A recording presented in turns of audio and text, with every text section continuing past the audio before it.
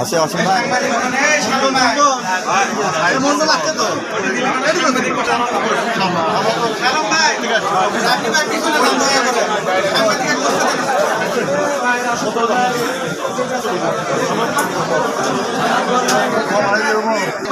সদস্য সচিব কি এখানে আছে? হ্যাঁ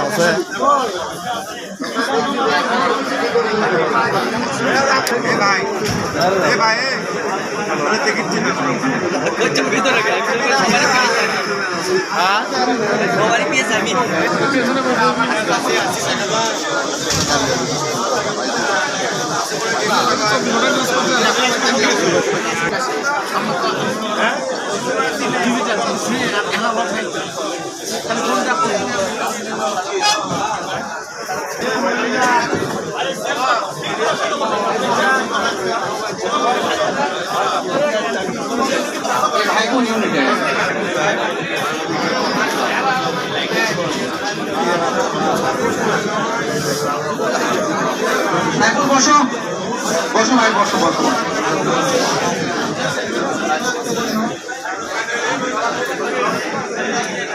ভাইয়ের আগমন শুভেচ্ছা স্বাগত ভাইয়ের পক্ষ থেকে লাল গোলাপ শুভেচ্ছা ভাইয়ের পক্ষ থেকে লাল গোলাপ শুভেচ্ছা যুবদলের পক্ষ থেকে লাল গোলাপ শুভেচ্ছা মুন্না ভাইয়ের আগমন শুভেচ্ছা স্বাগত শুভেচ্ছা স্বাগত মুন্না ভাইয়ের আগমন শুভেচ্ছা স্বাগত শুভেচ্ছা স্বাগত মুন্না ভাইয়ের আগমন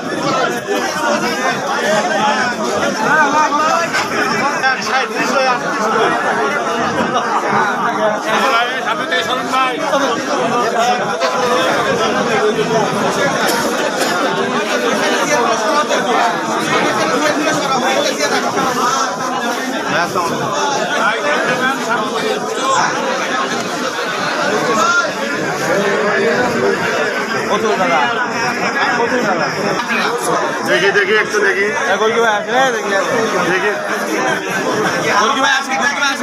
ভাই তাকে নিবে বসেন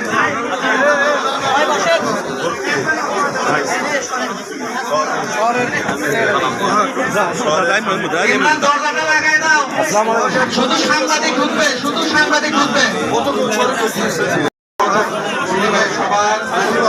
সম্মানিত সভাপতি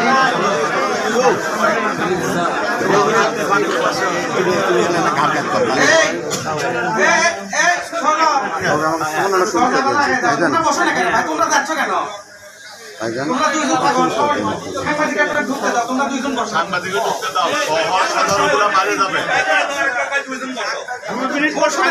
সাংগঠনিক সভার সম্মানিত সভাপতি বগুড়া জেলা যুবদলের সম্মানিত সভাপতি আমাদের সকলের অভিভাবক জাহাঙ্গীর আলম জাহাঙ্গীর ভাই প্রধান অতিথি হিসেবে উপস্থিত রয়েছেন কেন্দ্র নির্বাহী বিএনপির সম্মানিত সভাপতি সাবেক সকল ছাত্র নেতা বারবার কারা নির্যাতিত নেতা আমাদের সকলের প্রিয় বড় ভাই কেন্দ্রীয় যুবদলের সম্মানিত সভাপতি আব্দুল মোনায়েম মুন্না ভাই বক্তব্য রাখবেন আব্দুল মোনায়েম মুন্না ভাই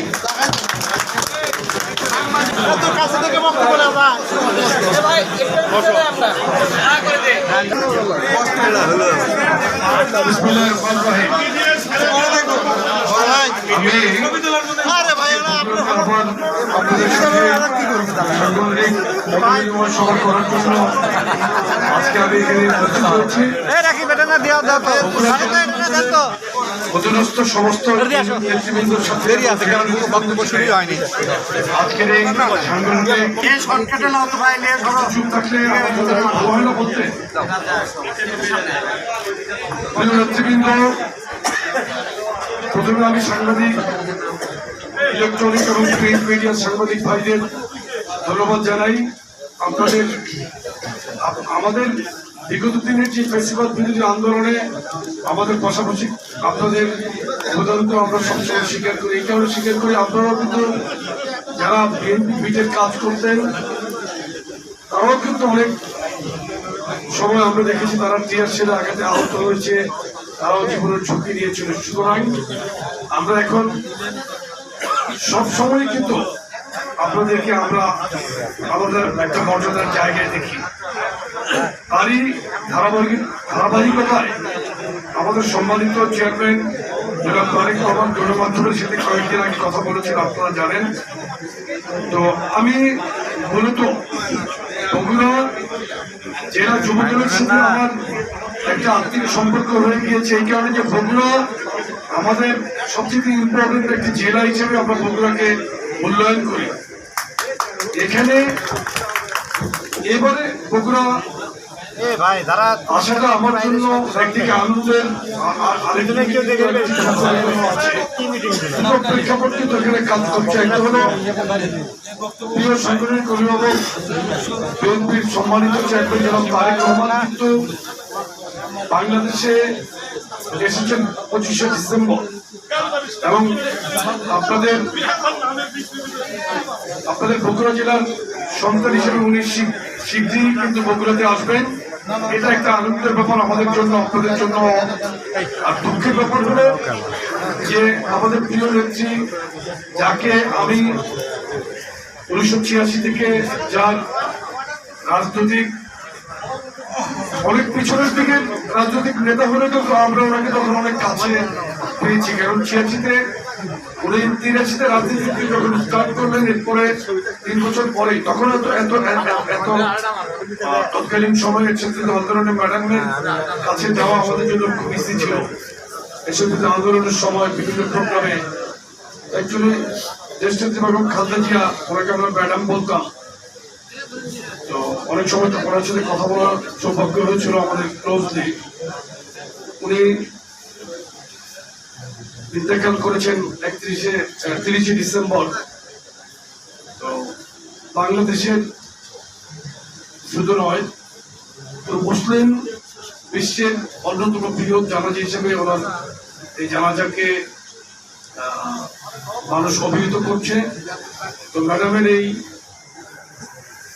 পরলোক গমন করার পর আমরা আমাদের স্বাভাবিকভাবে অনেকদিন মন খারাপ ছিল। এখন আস্তে আস্তে আমরা হয়তো এই শোককে কাটিয়ে আমরা আমাদের রাজনৈতিক কর্মকাণ্ড আবার শুরু করেছি। তো আপনাদের উদ্দেশ্যে আমার এবারের আশাটা টোটালি সাংগঠনিক ক্যাপাসিটি নিয়ে কথা বলা, আমাদের সম্মুখে যে জাতীয় নির্বাচনে আমাদেরকে কিভাবে কাজ করতে হবে, আমাদের কি করণীয়, মূলত এই বার্তাগুলো নিয়ে আমি আপনাদের সাথে আজকে কথা বলবো। এখানে আমাদেরকে একটি কথা মনে রাখতে হবে, জনাব তারেক রহমান কি বলেছেন, আমাদেরকে মানবিক এবং সাম্যের ভিত্তিতে সমাজ গঠন করা, মানুষের সাথে মানবিক আচরণ করতে হবে, মানুষকে ভয় দেখিয়ে নয়, তাদের সাথে আমাদের মানবিক আচরণ করে তাদের মনকে জয় করতে হবে। ইতিমধ্যে কিন্তু চেয়ারম্যান জনাব তারেক রহমান বলেছেন, ওনার কিন্তু একটি পরিকল্পনা আছে। উনি বলেছেন, I have a plan, we have a plan.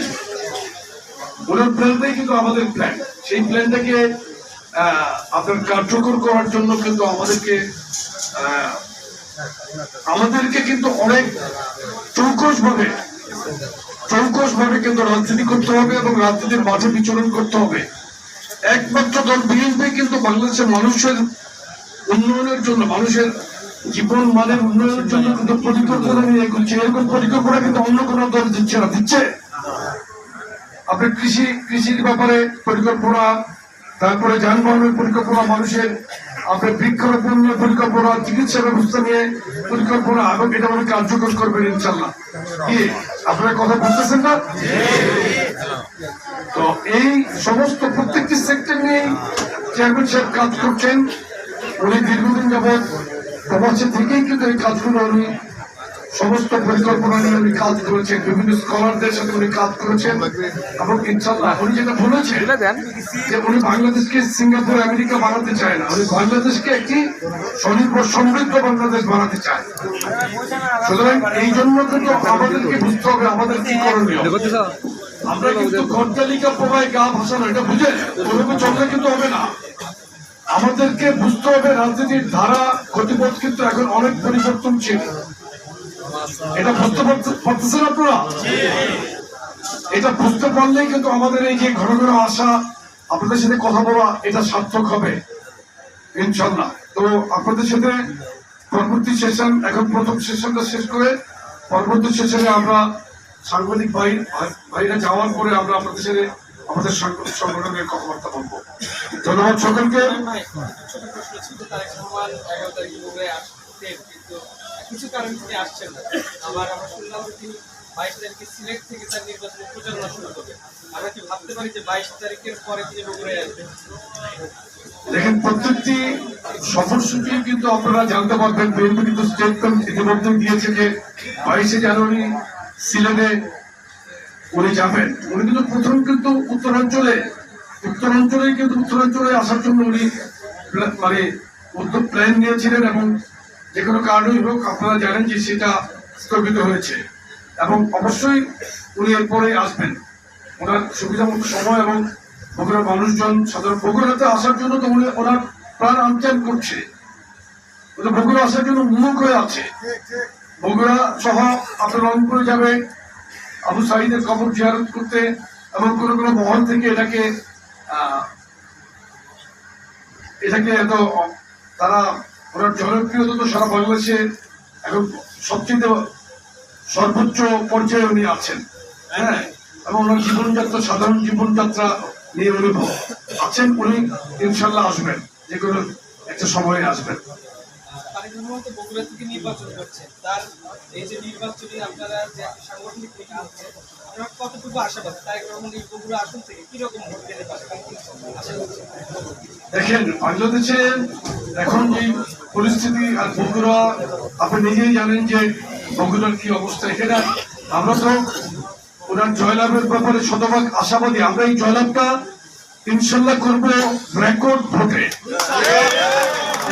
আপনি এই এক্স্যাক্টলি এই আসলে ভোটার সংখ্যা কত, আমি এই মুহূর্তে 4,80,000, এখানে আমরা রেকর্ড সংখ্যক ভোটে ইনশাল্লাহ জিতবো।